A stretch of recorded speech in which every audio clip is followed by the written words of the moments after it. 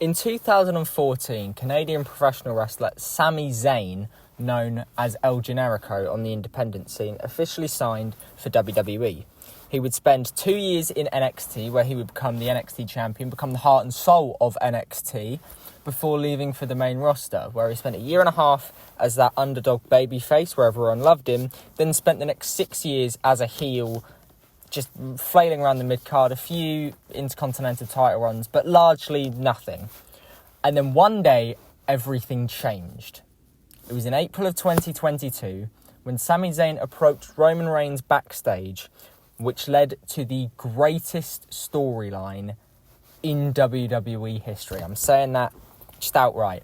Sami Zayn later on would join the Bloodline, becoming the honorary Uce, and then from May until January, you got some of the most heartwarming, funny, just fantastic television, and it all ended with this incredible photo. At the 2023 Royal Rumble, Sami Zayn had been pushed too far. Roman Reigns had manipulated him too much, and he was forced to make a decision. Stick with the Bloodline or side with his best friend of 20 years, Kevin Owens. He chose Kevin Owens in one of the greatest babyface turns of all time, one of the greatest moments of all time in WWE history, and it ended up being the greatest thing that could ever happen to him. This is how Sami Zayn saved his WWE career. When you look at it, Sami Zayn's career on the whole does seem largely successful, with 2 Intercontinental Championship reigns, a WrestleMania main event. Everything looks rosy. NXT champion, and in NXT he was the heart and soul of NXT, delivering amazing matches with Kevin Owens, Cesaro, Shinsuke Nakamura, Neville.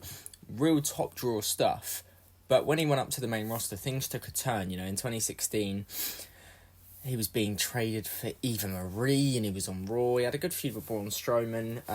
Great stuff with Kevin Owens. Obviously, those two together are incredible. But it always felt like it was a step below. He was, used as a heel, which, I'm very clear on. Sami Zayn should not be a heel. He's a good heel, but he's an even better babyface. He's this generation's Daniel Bryan. And, when he joined the Bloodline at first, I thought it was silly. I didn't understand it, but just as you went further in it, it became wholesome, it became comical. It was just funny to watch, and it became sort of a highlight every week. Like, for me, SmackDown towards the end of 2022, I watched for 2 things: Sami Zayn and the Bloodline, and Bray Wyatt and LA Knight. Those were the things keeping you interested on SmackDown. All the other stuff was good, but the Bloodline, it was just some of the most fascinating TV, because you knew where it was going, but you didn't know when it was going to happen. Like, you saw him turn on Kevin at War Games, and then 2 months later save him.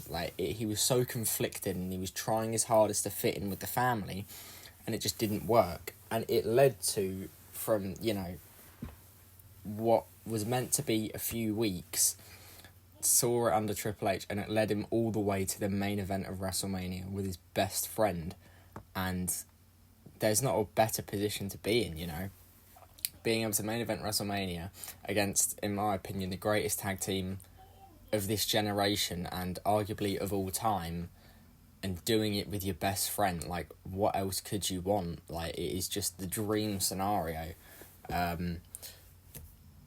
But it is incredible how that one storyline changed everything, because now you look at it, after that they had a 5-month title reign, and he's now become one of the most popular members on the roster, a beloved babyface, and is now heading to WrestleMania to face Gunther for the Intercontinental Championship in what is going to be an incredible match. It's just completely reborn him, because I think towards the end of that heel run in early 22, before he got into the Bloodline storyline, people were getting bored of him. You didn't really know what he was doing. They just never really used him. He was always used as the guy that a celebrity could come in, kill, and then just move on. And it was dull, it was bland. It was just not what Sami Zayn was, because everyone knows he could do so much better. But now he is doing better, and that's great to see. And is he the one to dethrone Gunther? I don't know. But do I want it? I'm not even sure. I'd be happy with a Sami Zayn Intercontinental title run and just have him hold it for 8, 9 months, a year, and just put on some of the best matches we've ever seen. I'd be up for it. Let me know what you think down in the comment section below. Let me know what other videos you'd like to see. WrestleMania predictions coming up soon. Thank you for watching, and I will see you later. Let me tell you, wanna see you fly, way up on my side, till the day I die, we're heading for the silver line. Let me tell you, wanna see you move, cause there's room for two, every day, every night, we turn up to 9-9.